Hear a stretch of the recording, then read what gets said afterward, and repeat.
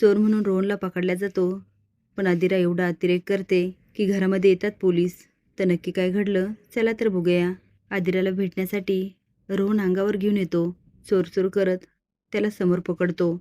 आता अंगावरचं बाजूला पडतं आणि सगळे बघतात तर रोहन. आदिरा अंगावरचा कपडा उचलते आणि रोहनला विचारते, हे काय आहे?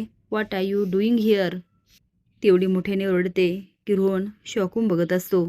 पण याचा फायदा अंशुमन घेतो आणि त्याला म्हणतो, जॉब गेला म्हणून चोरीचा बिझनेस सुरू केलास?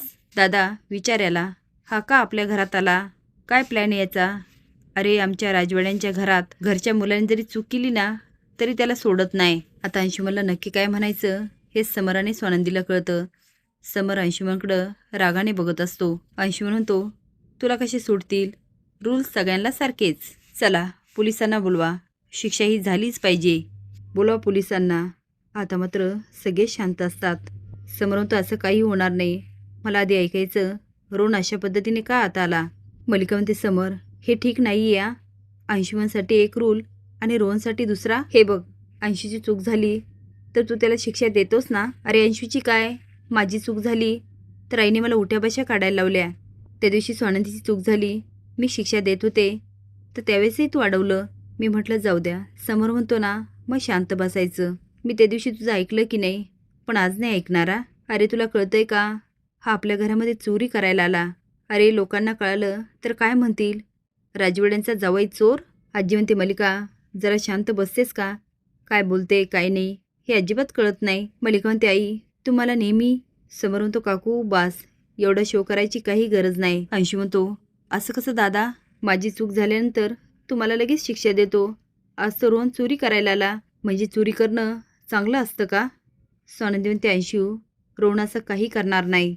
आमच्याकडे पैसे नसले ना तरी आमच्या बाबांनी आमच्यावर खूप छान संस्कार केले. अंशू म्हणतो, हो दिसतायत ते. मंदाकिनी म्हणते, स्वानंदी तू विसरलीस का गं? त्या दिवशी नाही का तुझ्या आई पर्समध्ये खानदानी हार घेऊन चालली होती? बरं झालं आईने तो बघितला, नाहीतर काय झालं असतं काय माहिती. नाही म्हणजे रोहन असा चोरी करायला आला ना म्हणून मला ते आठवलं. सुषमा म्हणते, मदर इन लॉ माझ्या मॉमनी चोरी नव्हती केली. तो हार मीच तिला दिला होता आणि मी आजीला तसं सांगितलं. आणि बहुतेक तुम्ही विसरलात, तुम्हीच मला सांगितलं होतं की तुझ्याकडे अधिकार आहे, तू तुझ्या आईला कुठलाही दागिना देऊ शकते. आता त्याच्या मागे कोण होतं हे सगळ्यांनाच कळतं. रोहन म्हणतो, प्लीज तुम्ही भांडू नका. समोर म्हणतो, रोहन आता तुला अशा पद्धतीने चोर बनून इथे यायची काय गरज होती? रोहन म्हणतो, सर मी फक्त आदिराला खुश करण्यासाठी केलं. ती माझ्यावर रागवली होती, तिचा राग घालवण्यासाठी मी हे सगळं केलं, पण मला माहीत नव्हतं त्यामुळे असा काही गोंधळ होईल. अंशू म्हणतो, तुला काय वाटलं? तू सांगितलं आणि आम्हाला खरं वाटलं. चल रे, पकडल्यानंतर काही पण फेकू नकोस.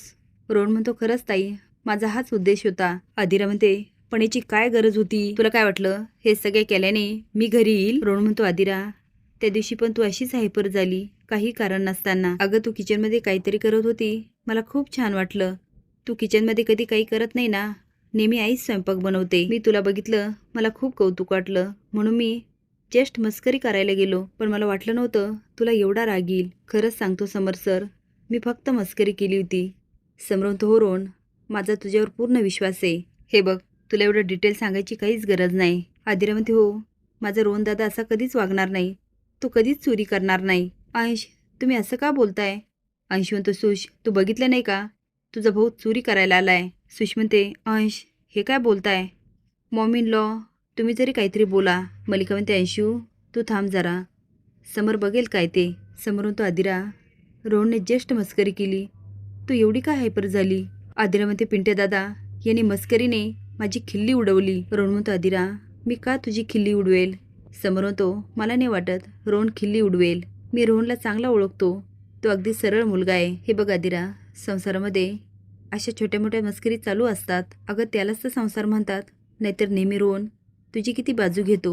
स्वानंदी म्हणते, रोहन तू तरी कशाला मस्करी करायची? तुला माहिती आहे ना तिला मस्करी कळत नाही. अरे एवढी तर काळजी घ्यायची ना, मस्करीची कुस्करी नाही झाली पाहिजे. रोहन म्हणतो, सॉरी ताई, यापुढे मी लक्षात ठेवील. समोर म्हणतो, स्वानंदी मॅडम एवढं काहीच नाहीये. रोहन तू पहिले बस बरं.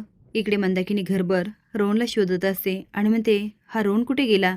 दिलीपच्या नावाने ओरडत म्हणते, अहो हा रोहन नाही घरात, तुम्हाला सांगून गेला का? दिलीप म्हणतो, गेला असेल आदिराकडं, एवढं काय लगे? ते हो गेली ती भांडून आणि हा गेला शेपटासारखा मागं.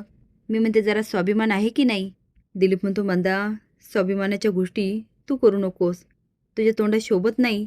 आठवतंय ना मध्यंतरी राजवाड्यांच्या घरामध्ये जाऊन तू काय गोंधळ उभा केलास?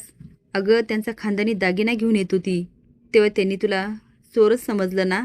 मंदाकिनी म्हणते, बोला, तुम्ही मलाच बोला, काय करायचं ते करा, मी काही बोलतच नाही. असेच जण अपडेट जाण्यासाठी लाईक आणि सबस्क्राईब करा. धन्यवाद.